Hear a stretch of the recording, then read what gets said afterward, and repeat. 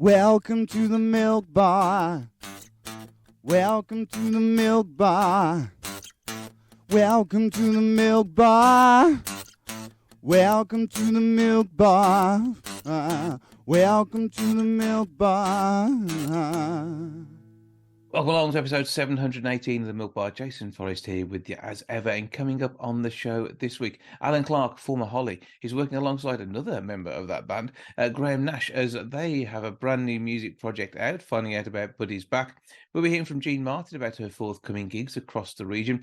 Angelical Bell joins us to let us know how to save money with some new appliances around our home. Jacqueline Jossa gives us a few food tips to make sure we don't waste anything and enjoy Jacob's cracker or two along the way. And we'll be finding out about Sarchitects, all coming up at the Lichfield Garrick. That's on the way on the show this week.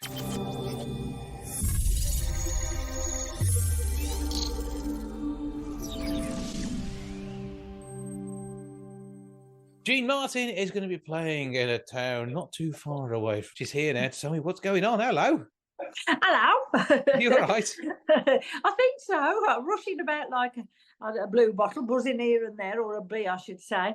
But I'm okay, thank you. And I hope everybody who's listening is also. Yes. Fingers crossed we're all good. Now, Yes. Obviously, lots going on. You've been performing here, there, and everywhere musically. And you're actually stopping off back in the Midlands. Yes, I am, just for a short whistle-stop tour.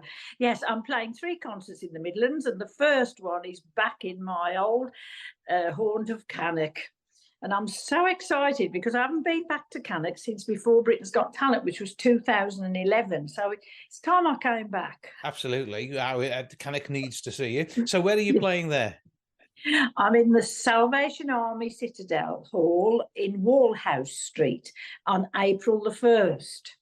And it starts at 7:30 p.m. and I'm the guest of the Staffordshire Brass Band. Okay, so that's going to be a good one. Are you going to be playing along with them, or is it just you on your own? I'm going to be playing grand piano on that occasion. Very Jason, nice. Which is also very different to hearing me on the organ. Yeah, but it's the same set of skills and an amazing sound. But having heard you play piano in the past when you were living down this way, I know that you really know how to tinkle those ivories well. Well, I try. So where are you after that one? After that one, I then go to Brood, which is the 22nd of April. And that's in the Church of St Mary and Chad in the village centre. And that's a springtime concert. It's just me again. And then on the 29th of April, I've got the Mayor and the MP coming to Brown Hills, which, of course, is where I grew up. So I'm doing my 3 places that meant a lot to me in my life. Brown Hills was where I went to school. Cannock was when I went to college and school. And Brood was where I was the organist in the church. So a good lineup of gigs, and it's going to be amazing to hear you play. But I get 3 very different gigs as well, which is quite nice. So if someone comes to all of them, they're going to get a very different show.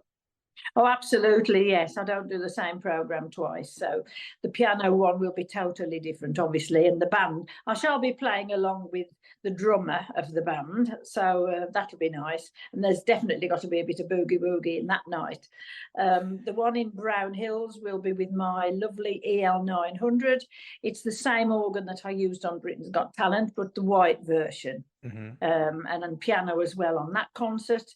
And the Brood one will be the pipe organ and the piano. So it's going to be all very, very different. That's quite exciting. Very, very different, yes. Well worth getting to all of those if you can. So how do people get hold of tickets? Well, if they go onto my Facebook page, the poster for the Staffordshire Brass Band, tickets are available through the band's website because I'm their guest, you see. So all the tickets go via their website. And the Brown Hills one, you just turn up. It's a free concert and it's to raise money for the church. So there'll just be a donation taken at the end. And so all those details on your socials as well. Follow the links from there and you'll be able to sort all that out. Yes, and it'll be lovely to see people that I know or people that even don't know me but would like to see what I play like.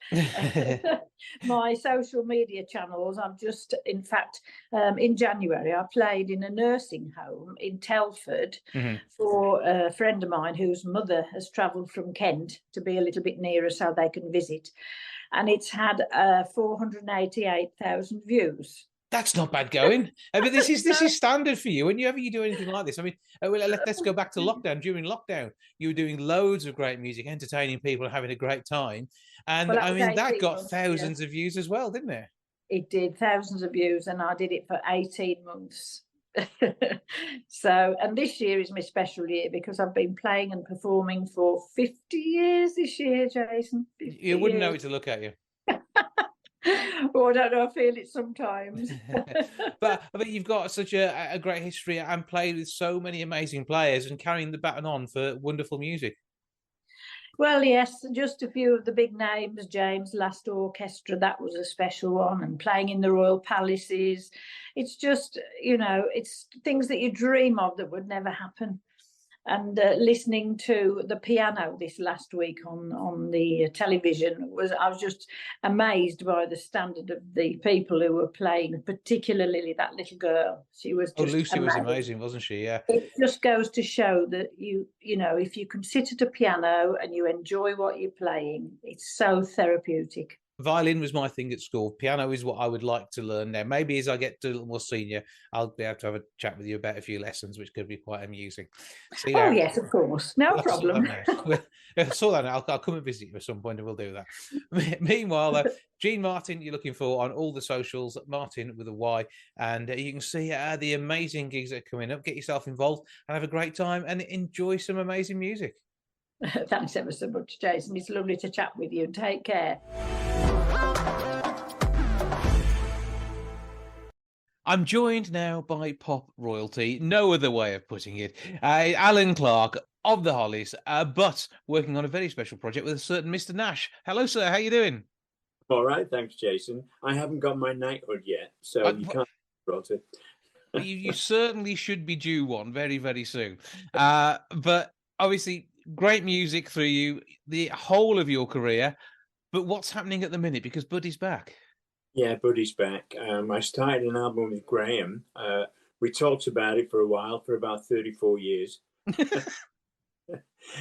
deciding when we should actually do an album together. And I think it was about a year and a half ago when I represented for him to have a Lifetime Achievement Award in England, and he didn't know I was going to be there to do it. So it was quite emotional. And we met the next day in the hotel in Kensington, and I played in my Resurgence album that I'd just finished, which he liked very much. And he said, that's really, really good. He said, maybe we should do something sometime. So that didn't sort of stir him at that particular time. But then I sat down, I thought out very hard about it, what I should send him. So I wrote a song called I'll Never Forget, which was about maybe we're going to make an album together. If we do make an album together, what would it be like? Would we be able to get the sound going like we did 60, 70 years ago? So it was one of those kind of songs. And at the end of it, the refrain is that if it doesn't happen, there's still got the past to remember. I'll never forget. So I sent it to him, and he came back. He says, okay. He says, let's do an album together. And then he said, but I want you to write all the songs for it because what I need is your voice sounding the way that it did when we sang together in the type of songs that we used to record, but of course more up to date. And I said, well, that's okay. That might work. I said, but only if you write a single for it when we finished it. So he sent me this song, which was called Buddy's Back, and it sort of represents the idea of when we first heard Buddy Holly on the radio, and we were just astounded by this guy who had this beautiful Stratocaster, which we'd never seen before. And of course, we wanted one straight away. That was never to happen. So we pretended to be Buddy Holly, and we did it in front of the mirror and things like that. Everything that he says in the song is absolutely true. And we joined a band. We got a band together and went around performing, trying to be Elvis Presley, trying to be Buddy, trying to be the Everly Brothers, trying to be all the great rock and roll people at that time, as there were a lot of other people doing it at the same time. But it's a great song. It actually shows our voices really, I know mine has aged, and Graham's really not aged with his vocals, but they still match up together great. So I'm glad he wrote that song. And this in itself, I mean, you say you joined a band. Actually, in the time that's elapsed since you guys first got together, you've all joined several bands and had a number of different directions you've gone in. How do you feel the whole album is? Is it, you say it wants to sound like you did when you started out, but modern? Yeah.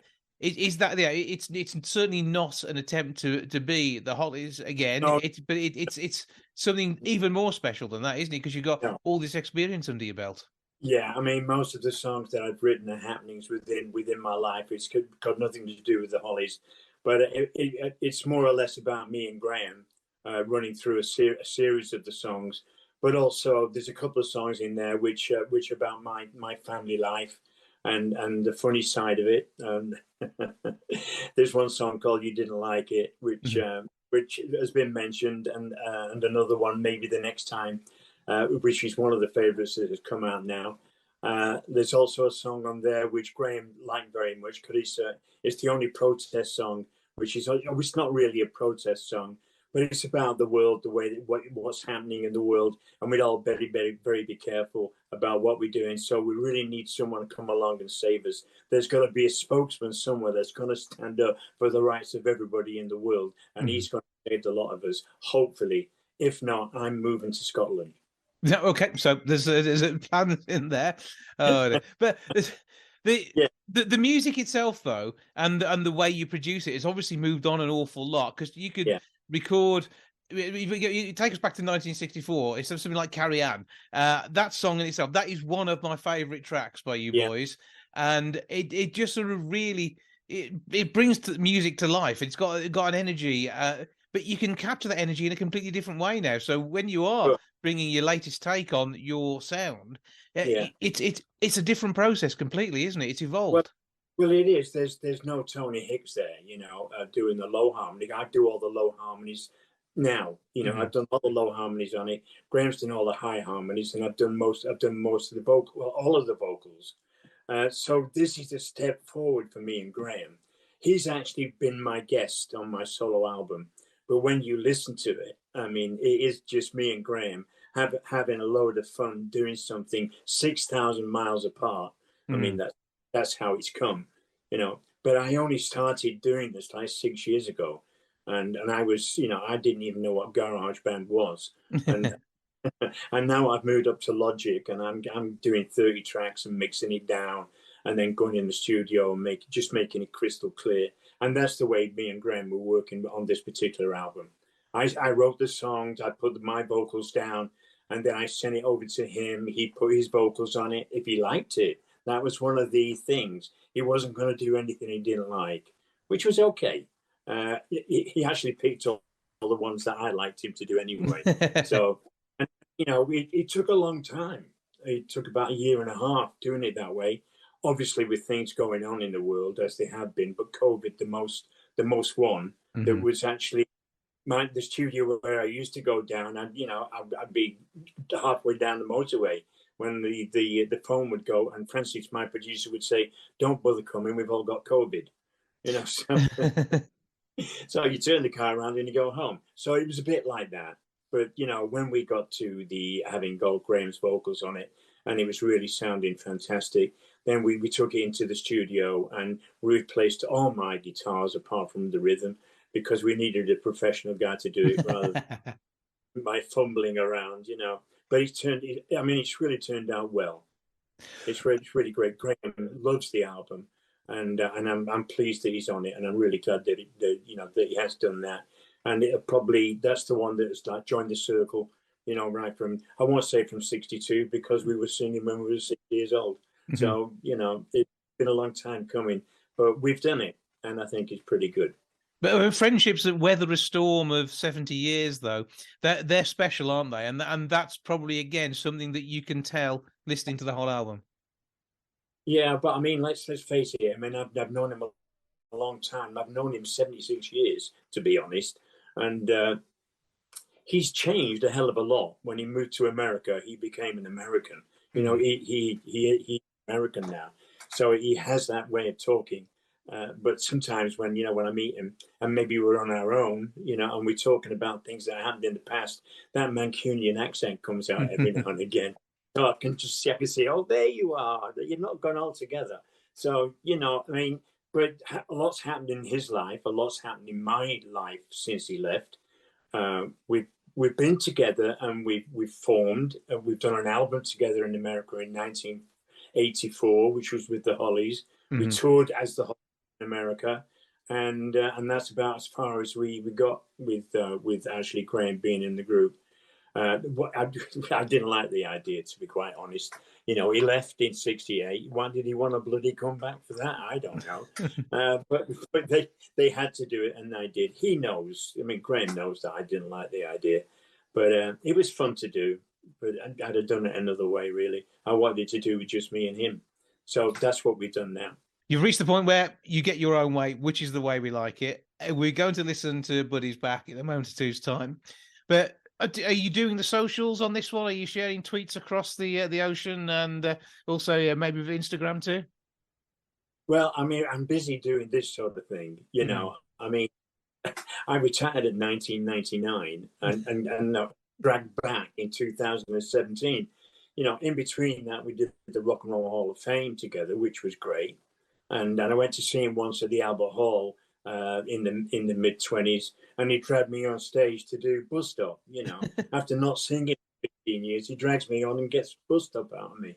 But so, I was really frightened about that. But it was I got an ovation from the crowd, the Royal Albert Hall, all standing up and cheering me. So that was a nice feeling. But yeah, we've changed as people. He's got his friends over there, which have influenced him in a way. The people that he wanted to be with, which was David and Stephen, Neil Young, just for a little while. Mm-hmm. And he made a life for himself. He bought a house in Hawaii, and he lived there for quite a long time with his wife Susan. And now he's in New York, and he's got another lady, which is fine by me, and he's having a really good life. And I'm glad that I've got him at this point in his life that he's willing to do something for me and for him. Well, the track is billed as an Allan Clarke track, but it's certainly a big thing together, isn't it? Right. Now he's got Buddy Holly on his new album. Only he's singing it, and I'm doing the low harmonies on it. So we've done it together, so that he gets a part and I get a part. So you go both ways. Well, the track is out there. Tell us where we can get hold of the album and all the music. April the 17th. It's on all the media. Amazon, YouTube, the whole, but everything. So that's why they keeping me busy. This has got to be about the 25th thing that I've done in about 5 days. Oh, you can hear me croaking, but no, I love it. It's great. The more people that I get out, to, to say what, I really feel good and happy about what's happening at the moment, to me anyway. Well, I appreciate the conversation. I'm sure our listeners do too. They're going to love the track as well. Allan Clarke, thank you for doing what you're doing. Long may that continue. You're not allowed to retire again. You've got to keep going. That's the way we like it. Let's listen to Buddy's Back. Thank you again. Oh, thanks, Jason. Thanks for having me. Lovely to talk to you.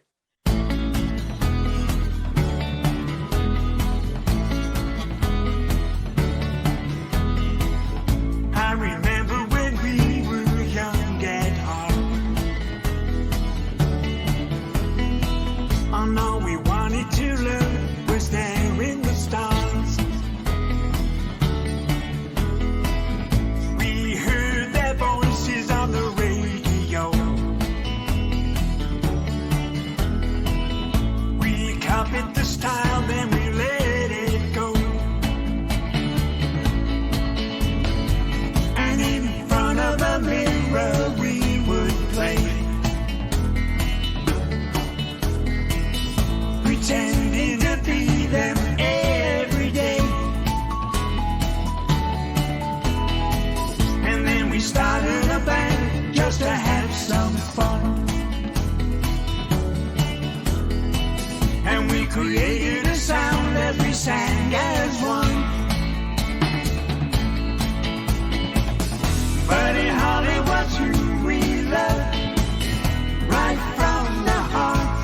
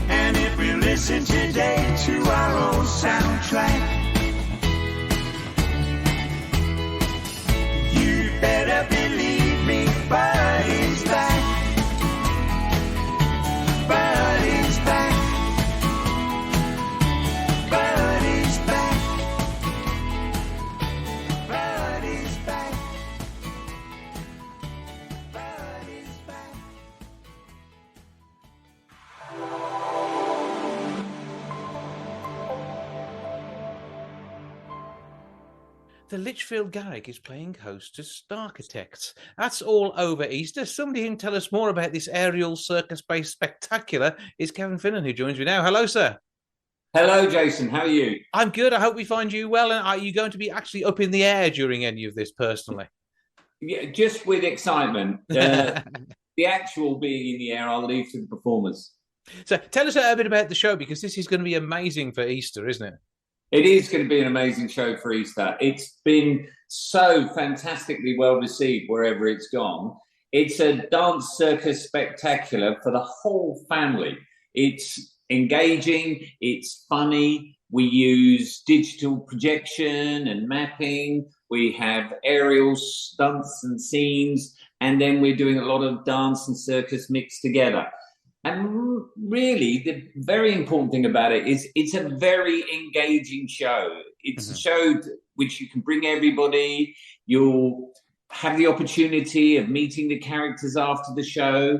It's engaging. It has a lot of humour, but it brings back the joy of playing, you know, how to play, transforming objects. And we see a whole group of young children who played by our dancers, who through transformation in the bedroom manage to go on an adventure in space, and they have to search through space to find each other. They have this great adventure, and then they come home to celebrate together in a sleepover. So the whole thing is really reaching out to the audience to engage with us. It's a lot of fun. And Motion House behind all of this, and Nobody as well, which is also going to be there. This is just, it's a huge sort of family experience. And it's the sort of thing that the kids are going to talk about for years to come. It really is. I mean, you know, our website has been just full of stuff from feedback from families that have really had a great time coming and seeing this show, because the show shows the children the world that they live in their imagination, and it's very engaging, and they want to be them and they want to engage. And for adults, it's that whole thing of a really good family show has to work for adults as well as children, and so therefore it needs great humor but also great skill and daring in the show as well. So it's a real mix in that respect. But really what we want is to touch everybody and have that moment in your heart where you go, oh yeah, I remember when I could play and I could be anything I wanted, and I could transform and I could have adventures. And, you know, I think we all need an adventure over the holiday just to get over the grim weather and various bits and bobs we've had. It would be nice to go out and relax and enjoy, wouldn't it? Yeah, absolutely. And Easter is a great time for doing that. And the excitement will wear off some of the chocolate that the kids will know that consume over the whole Easter period too. And the other exciting bit is, I mean, this is an international tour. You're in Denmark a week or so before, and then before you know it, you hit the Lichfield Garrick and you're amazing kids from across Staffordshire and beyond. Yes, it's going really well in Copenhagen. It's we've had to add extra shows. So yes, we're touring it internationally at the same time. And Lichfield's really exciting for us because it's a new venue. And so we're really looking forward to going and introducing audiences in that area to our work. But both the shows, Sarchitects will be there first. That's in Copenhagen now. Nobody will be there following up, and Nobody was in all across Germany, Copenhagen. It's been in London and Birmingham, in, you know, the major houses up and down the country, and it's been a sensation. So we're really riding on the crest of a wave with our work at the moment. So it sounds absolutely brilliant. And then on top of that, because our work has been so successful, we've been featured on television on the BBC twice this year, and that has really been helping. We did the Athletes Coming Home, where we did a section with Youngblood, and the National Lottery Big Bash at New Year's Eve. We were performing with Ray, and we did a really extraordinary piece there, which has had tremendous comment and has meant that we're doing more and more work, and we're really growing with everybody. So yes, our popularity is really skyrocketing, which has been fantastic. So we look forward to welcoming the people of Lichfield and the surrounding areas to come and see it. Well, it's just up the road from us in Wolverhampton, so it's easy enough to get to from there. It all goes on, as we mentioned, over Easter, Wednesday the 5th, 2 and 6 p.m, Thursday the 6th of April at 11 and 3 p.m. And then you've got Nobody, which is along in May. That's on Tuesday the 2nd and Wednesday the 3rd of May at 7:30. So all of this, great opportunities for the family to get to grips with theatre. And very often, outside of pantomime, this is the sort of thing where families are going to experience theatre for the first time, isn't it? It is. And Sarchitects is the perfect place to do that, because any concerns you might have, it is really engaging, it is really fun. And we have been doing a lot of outdoor performance tours, working in the streets, and we have learned how to engage audience with our dance and circus mixture. And it really is not difficult or obscure, it's just really high skilled and really entertaining. Well, Sarchitects is available for kids of any age and adults of any age too. Over sevens for Nobody, which is the one that's along in May. Full details, you can nip along to lichfieldgarrick.com to get your tickets online, or give the box office a call on 01543 412121. Have a chat with them, get your tickets. But where do we find you online and all the socials so we can see about this spectacle before they book tickets? You can find Motion House if you our link is www.motionhouse.co.uk. If you want to get in touch with us, you can also find the Motion House website on the web, and you can have a look at excerpts and films from all of our shows, and you'll get to know the company and get this a taste of what is to come. It's just a flavour. There's going to be an entire recipe book to enjoy. Exactly. I like the sound of that. It's absolutely brilliant. So Motion House. Go on. So sorry to interrupt you, Jason. The Nobody show that's coming has had tremendous reviews in the Times and the Guardians. You know, we've had 4-star, 5-star reviews for that show, and it's been touring to great acclaim. So that one's gone extremely well. And the Sarchitects show that we're doing now will open the new saddle as well next year. So, you know, it's all good. It's very exciting, and it's a show to grab while you can. But new theatre as well. I mean, this is the important thing, bringing different skills in and showing off, basically. And kids like it when you show off. It's going to work well. I think it'll be amazing. Once again, 01543 412121 on the box office number, lichfieldgarrick.com. Get your tickets. It is coming up in April and May. Check out the website for Sarchitects and Nobody, all brought together by Motion House. Kevin Finan, thank you for joining us. Thank you, Jason. Thank you very much.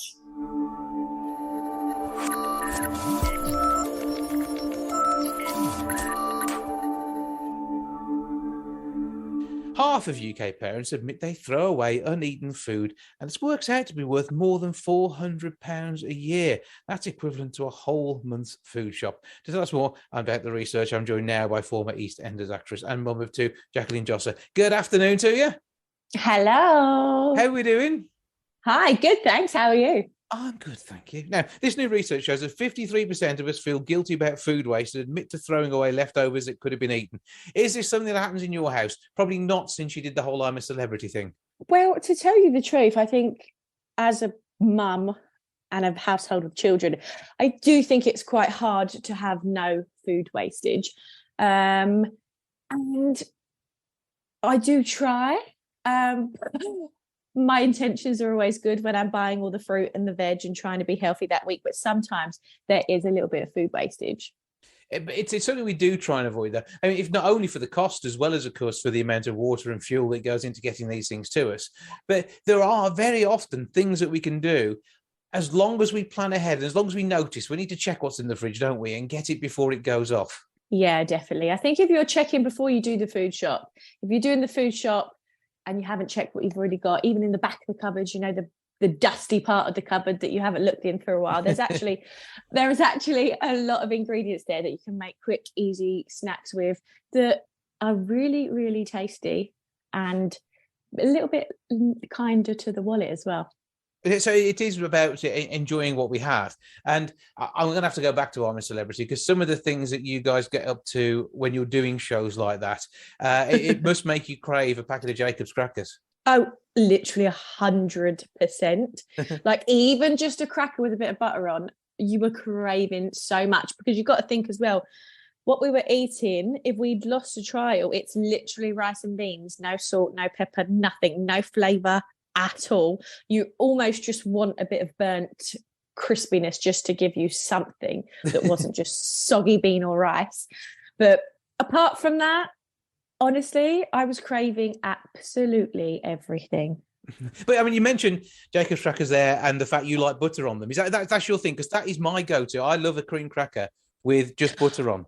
To be honest, I never used to venture on my cracker. You know, I am quite a simple girl. Bit of cheese, maybe a bit of cream cheese if I'm feeling exciting.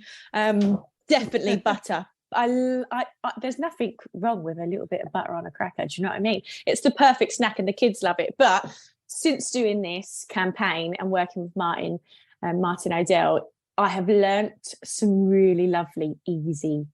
There are recipes basically that involve crackers as their base. Yeah, definitely. Quite easy ones that you've already got the ingredients for, probably in your cupboard or your fridge as leftovers. And they tasted very good too. So what was your favourite then that he came up with? I honestly found it really hard, and every time we'd done a recipe, I said it was my favourite, because it was good. I know they were getting better and better, but probably just like the roasted vegetables with a cream cheese, or any cheese, literally as well. He kind of said, whatever you've got in your fridge. So don't go out and buy the ingredients. You can make do with what you've got in the fridge. So whether it be cream cheese or a different type of cheese. It was so delicious and so easy, under 5 minutes to make. Also, I think the kids would love getting involved in making them as well. Yeah, you can make it a bit of fun. And I suppose in many ways as well, you might suddenly have a reason for buying the better value pot of cream cheese, which is a bit bigger, but only a few pence more, because you know what you're going to use it for. You've got a couple of ideas. You've got the meals you were planning already. And now you've got a fantastic snacking situation too. Yeah, 100%. And I do think that's the main thing as well, like planning your meals when you go shopping before you start. Because I've been shopping before when you don't have a plan, and you go in and you get hungry and you put everything you want in your trolley instead of what you actually need. You get home and you haven't even really got a recipe there. Yeah, that is a problem. I've done that. You go out and you say, I fancy that, I fancy that, I fancy that. And then you forget you haven't got the thing that goes with it. And yeah, I think if you plan your meals, that's not going to be a problem. We need to. I mean, do you make notes? I mean, and then you've got your iPhone with you at all times. Do you put a few notes in there, and you've got these cracker recipes on a web page going, well, okay, I haven't got any of that. I could just, I'll add that to it, but I know the rest of it's at the back of the cupboard somewhere. Yeah, totally. I think the videos as well are so easy to follow. You don't even really need to take notes. It's like step by step and so easy. Okay, so we can watch all this online. And do we get your reactions to eating all this as well? Because there's nothing better than watching a celeb eat something that's good as well as something that's bad.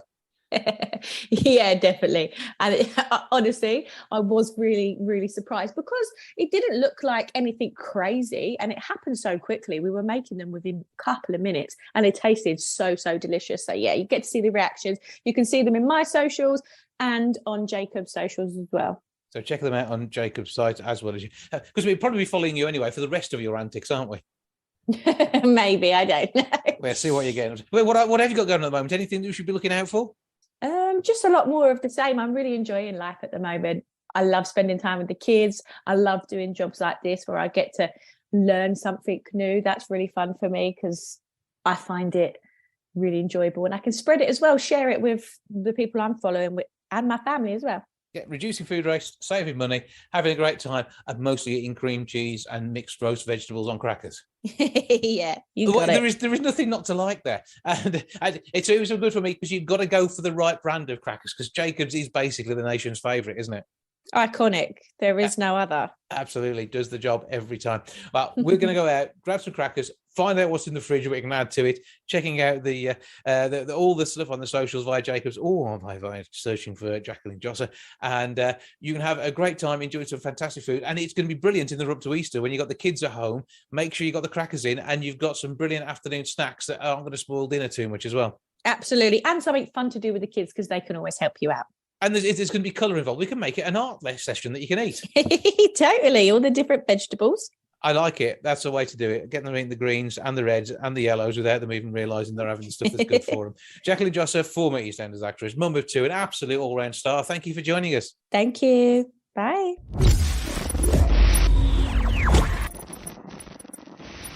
More than half of us have bought new household appliances and gadgets in the past 12 months in a bid to become more energy efficient. 8 out of 10 are making a conscious effort to be more energy efficient when using home appliances too.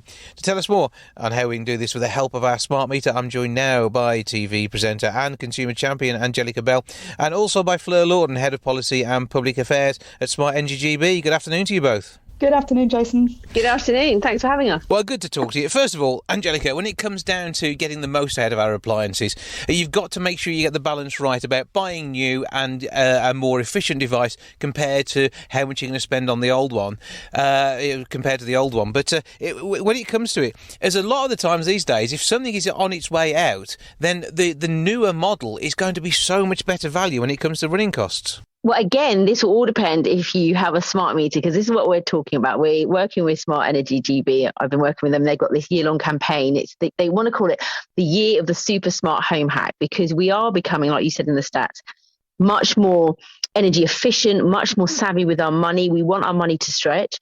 And as you said, over 50% of Brits have bought new household appliances in a bid to be more energy efficient. But what we're trying to say is that in order to empower yourself and really know where your money is going, a smart meter can help you do that, help you manage your energy usage, and therefore help manage your household finances.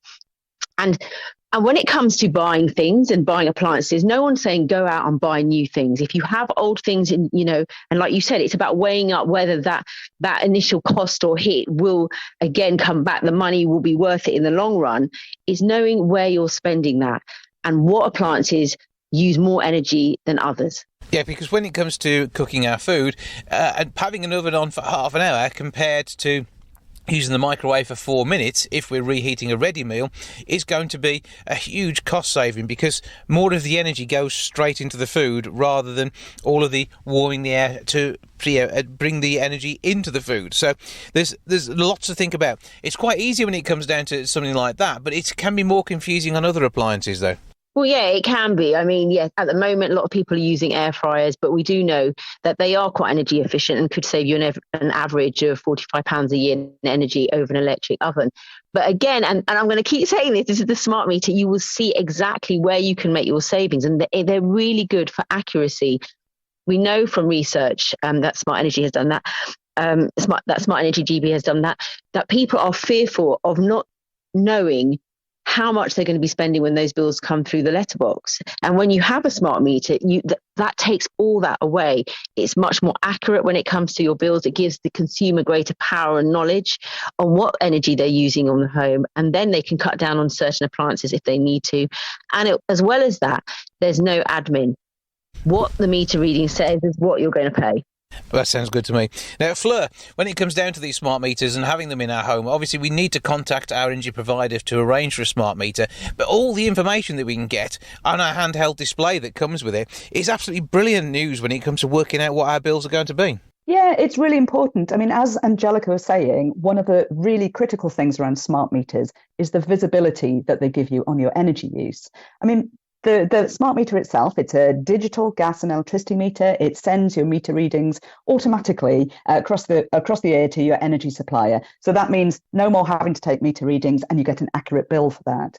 But what you also get is a small screen in the home that actually shows you in pounds and pence what things are costing. And that's very different from the sort of traditional meters that we've had. It really helps us to understand what it is we're using, how we're using it, and can we do things slightly differently. So, what this survey's shown us as well is around how people are changing what they're thinking around in terms of if they are buying new appliances, they're being more considerate around actually what's using less energy. How can I do things differently in the home that helps me sort of understand my energy, but also helps me to save money too? Yeah, because you can sort of see the background that you're using before you switch the appliance on. Go and check what the energy consumption is before, switch it on, do whatever it is you're doing, and then see what the meter is saying. And this will give you an idea on the uplift that you're going to get and the amount of pence per minute that you're using in your home. Absolutely. So I did exactly that this morning. So I went and tried, I'm one of those who's bought an air fryer, and I went and tried it. So I turned my oven on and then turned that off, turn my air fryer on and saw the difference that it makes. And it's just really interesting. And there are other things. I mean, we're a family of 4, I've got 2 adult children who, as you can imagine, use an awful lot of energy. And we were all using the oven at different times and doing silly things like cooking one piece of garlic bread or just cooking a chicken breast. So actually we've changed that, and we've changed the way that we use energy, whether it is using the air fryer or whether it's batch cooking in the cooker as well. And being able to see that, being able to show the kids and explain to them actually why I'm doing this is really important as well. And Angelica, are you an air fryer convert too? No, I don't have one. I think I might. Well, I know that there's some great deals on at the moment. I don't have one, but the people who I know have one, like Flo, who says it's amazing. It's incredible, and they think it's fantastic. Also, as well, about efficiency and time. And I just wanted to touch on a point that Flo made about how interesting it is that so many more people are energy literate, whereas before people, you weren't over that. You weren't looking at it, where money or energy or where you're spending it and stuff. And I think it's really, really reassuring that we're in this zone right now, and we're really sort of embracing that what we spend and what we have, we're going to make it count.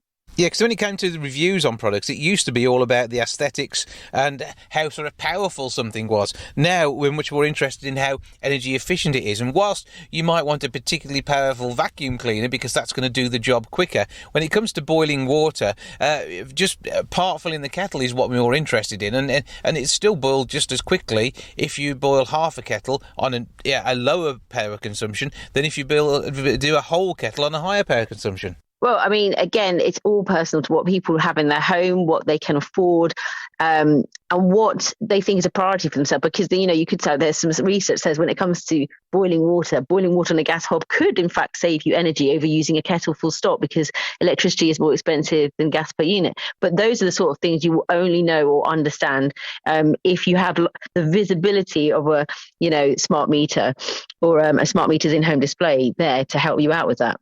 Absolutely. And somebody who, when he was a student at the very least, always used to boil my water in a cup in the microwave, because again, that's another way of getting it to the temperature you want more efficiently. So there's all sorts of things we can do to try and save a bit of cash. Now, obviously, Fleur, we've been talking about getting a smart meter. I mentioned earlier on you have to talk to your energy supplier. How does all that work? Yeah, absolutely. So if you contact your energy supplier to ask for a smart meter, or you can look at Smart Energy GB's website as well. We've got all the information there, and you can go through to your energy supplier on that site as well. It's an easy process. You just need to let them know that you're interested, and they'll have a chat to you then around what they do and book in that appointment. And loads of great tips for energy saving on there too, I trust. Yeah, absolutely. smartenergygb.org. Loads of energy saving tips there. Brilliant. And Angelica, how do we find you online, and what can we see that's going on with you? Well, at the minute, I'm talking about smart meters with Smart Energy GB, so I'm working with them at the moment, which is great. So lots on your Twitter feed about that. And then just popping up here and there with, Martyn Lewis Money Show and bits and bobs, just keeping out of trouble, I suppose. But yeah, on the Instagram, you can follow me to find out what's going on. And also I'll have information on this campaign on there as well. Okay, do check that out. Angelical Bell, TV presenter and consumer champion, as well as Fleur Lorden, Head of Policy and Public Affairs at Smart Energy GB. Thank you both for joining us. Thank you. Thank you.